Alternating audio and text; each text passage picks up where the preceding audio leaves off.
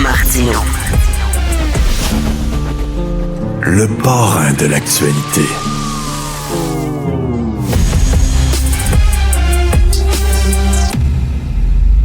Je suis extrêmement réticent. Gants blancs jusqu'aux épaules, je peux comprendre. Mais à travers tout ça, il reste que l'industrie locale du commentaire est étonnamment muette. Joseph Facal. Tiens, c'est mon thème de la journée. Je pose la question quasiment à tous les invités que j'ai aujourd'hui. Mon cher Joseph, est-ce qu'il faut remercier Donald Trump du gros coup de pied dans le cul qu'il vient de nous donner puis qu'il va nous secouer puis nous réveiller en disant, oui, Christy, il faut moderniser notre économie? Quelque part, oui. Des fois, tu sais, le réveil prend de drôles de chemin parfois dans la vie. Tu sais, au fond, c'est un peu comme le gars qui a besoin d'un infarctus pour finalement se rendre compte que je devrais peut-être lâcher la cigarette, puis faire un peu de sport, puis changer mes habitudes de vie. Ou bien c'est comme se faire dire par notre blonde, Minou, me semble que 30-40 livres de moins, ça te ferait du bien. Oups, d'accord, ok, je vais aller au gym.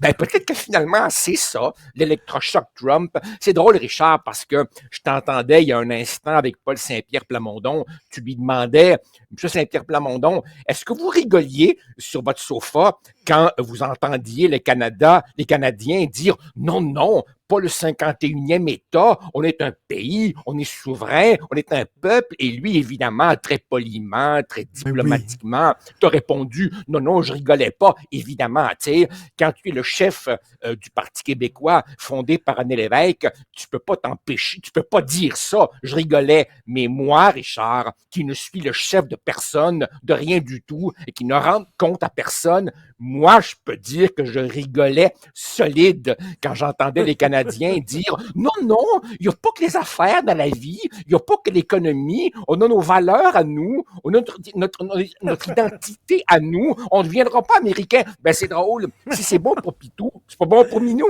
Enfin. Écoute. Et est-ce que, tu sais... Il y a des gens, les pessimistes voient le verre à moitié vide, les optimistes à moitié plein. Toi, tu dis qu'il faudrait voir une opportunité dans cette crise-là pour faire le ménage qui s'impose. Alors, écoute, j'ai cherché à qui on doit cette citation. En politique, il ne faut jamais gaspiller une bonne crise et en faire une occasion. Finalement, la référence que j'ai trouvée, c'est Rahm Emanuel, l'ancien maire de Chicago et chef de cabinet de Barack Obama. Alors, lui disait, une crise, là, faisant une opportunité. Voilà, le moment est peut-être arrivé. Richard, en passant, je tiens à le dire en ondes. Je pense que Justin Trudeau a été pas pire au cours des 2-3 derniers jours. Wow! Je suis on the record comme ayant dit du bien de Justin Trudeau. Parfait. Maintenant, fin de la parenthèse. Sérieusement, quelle a été la stratégie économique du gouvernement Legault au cours des dernières années? Ça a été essentiellement de dire à Pierre Fitzgibbon, Fitz, voici le compte en banque du peuple québécois, je te donne le NIP, vas-y, prends l'argent que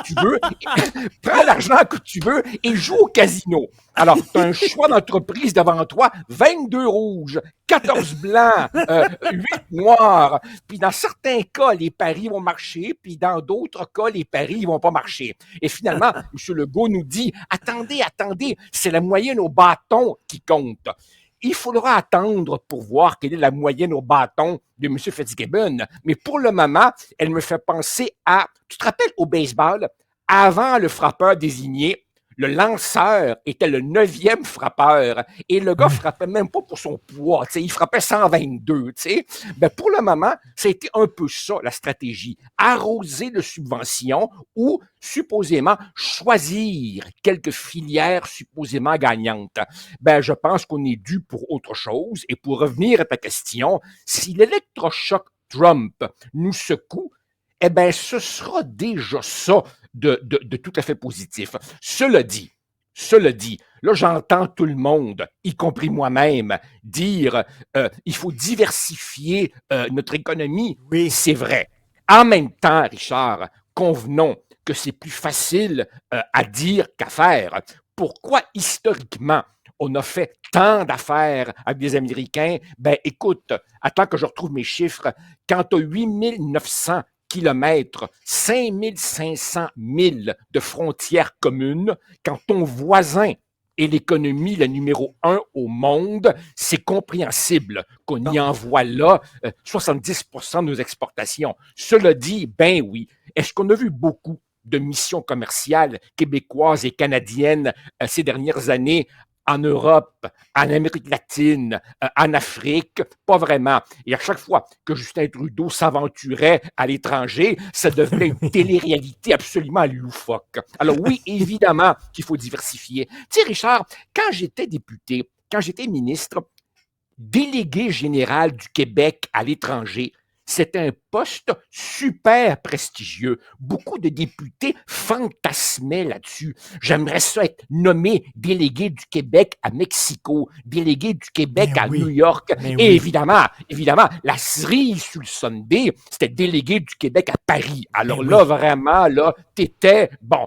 c'est complètement tombé en défaveur, ça. Il faut réactiver les missions du Québec.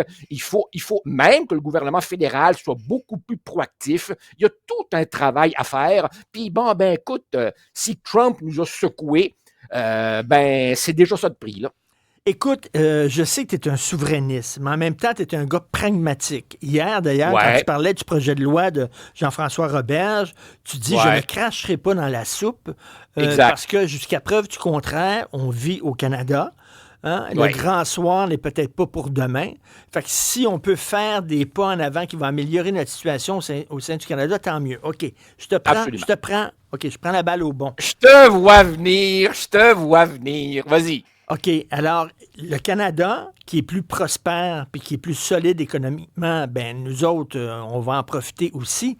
N'est-il pas temps qu'on dise, OK, vous avez le droit de passer vos gazoducs puis vos pipelines sur notre territoire. Là, on va arrêter de faire chier tout le monde au Canada, puis vous avez besoin de nous pour exporter votre pétrole à l'étranger pour pas être dépendant des États-Unis. Savez-vous quoi? On va mettre l'épaule à la roue, puis on va vous aider. OK, voilà. je pensais, OK, d'accord, je pensais, quand j'ai dit il y a un instant, je te vois venir, je pensais que tu allais me demander si cette espèce de soudaine résurgence de patriotisme canadien allait affecter ou pas le projet souverainiste. Et là, évidemment, je t'aurais répondu exactement ce que Paul Saint-Pierre Plamondon t'a répondu. Il faut distinguer entre les réactions épidermiques de court terme et le moyen et le long terme. Écoute, je pense que mettre fin à un certain nombre de barrières entre provinces n'est pas du tout compatible dans une perspective libre-échangiste avec la souveraineté. Les grands chefs souverainistes ont tous été libre-échangistes. Alors évidemment, ça va de la caisse de bière jusqu'au, par exemple, pipeline. Écoute, Richard, honnêtement, là, le Québec, nous les Québécois, avec nos gros bazous et nos grosses maisons et notre consommation de plastique et tout, on n'est pas à la veille de se priver de pétrole. On en consomme énormément. Et à chaque fois, c'est drôle, qu'on nous parle de l'épuisement du pétrole, on trouve de nouvelles réserves. Or, cette hypocrisie vertueuse, là, on est plus vert que vous, on ne veut pas de pipeline. Come on. Oui, voilà, écoute. Tant aussi longtemps qu'on consommera du pétrole, vu qu'il n'y a pas de pétrole au Québec, ou s'il y en a, on a choisi de ne pas l'exploiter, il faut le faire venir. Il faut qu'il circule sur notre territoire. Alors, de deux choses l'une. Le pétrole qui vient ici, ou bien il vient par pipeline, s'il vient de l'Ouest, ou bien il vient par train. Pétrole, ça te dit quelque chose au Québec il y a quelques années? Je n'ai pas besoin de rappeler cette tragédie-là. Hein? Donc, évidemment, je crois qu'il faut, disons, jeter un regard nouveau là-dessus. Mais c'est pas simple. Écoute, ce sont des tuyaux de milliers de kilomètres. Il y aurait des possibilités de fuite, les lacs, les nappes phréatiques, les revendications autochtones. Tout ça est fort complexe. Mais tu as raison. t'as raison. Il y a une espèce d'indignation vertueuse, assez hypocrite, merci, quand tu considères, comme un certain Richard Martineau le dit fréquemment, que le char le plus vendu au Québec, c'est le Ford F-150. Alors, tu sais, nos discours écologistes, des fois, franchement, tu sais, mais bon, plus largement, tu sais, on dit qu'il faut être un peu plus innovant, qu'il faut être un peu plus agile. Ben ça veut dire alléger la réglementation et la paperasse. Oui. Or, le réflexe pavlovien du Québec, c'est qu'à chaque problème, plus d'État, plus de subventions, plus de contrôle, plus de fonctionnaires. On dit, par exemple, plus d'investissements privés au Québec. Ben, si tu veux qu'il y ait plus d'investissements privés au Québec, il faut que les investisseurs soient attirés. Pour les attirer, il faut que tu baisses les impôts. Donc, tu vois, quand on dit saisir l'occasion pour nous remettre en question, je veux bien, mais ça doit vouloir dire être prêt à faire des choses qu'on n'a jamais faites au Québec. C'est bien ça. Réduire la paperasse, c'est bon. On devrait faire une commission avec ça, OK? Avec non, construire une agence Efficacité Québec. OK? Puis il y aurait plein de fonctionnaires dans l'agence pour nous dire comment avoir moins de bureaucratie. Ben écoute, il paraît que le Canada va devoir nommer, pour calmer un peu Trump, un tsar du fentanyl. Alors, tu vas voir bientôt Fentanyl Ottawa ou Fentanyl Québec, et il va y avoir du monde là-dedans, là, t'as pas idée. Enfin. Merci. Mais Joseph, pour ceux qui ne nous écoutent pas à la télévision, qui porte son hoodie, il vient de faire son vélo, je sais pas, de courir ou... Ben, j'ai gardé certaines habitudes covidiennes de Coteau Watté, au risque évidemment de déplaire à notre grand ami commun, Mathieu Bocoté, qui trouve que les Québécois s'habillent souvent comme des sacs. Il a pas tort. J'avoue que j'ai gardé mes habitudes covidiennes de Coteau Watté. Voilà, c'est dit, je m'assume. Merci Joseph, à demain. Salut. Salut, bye.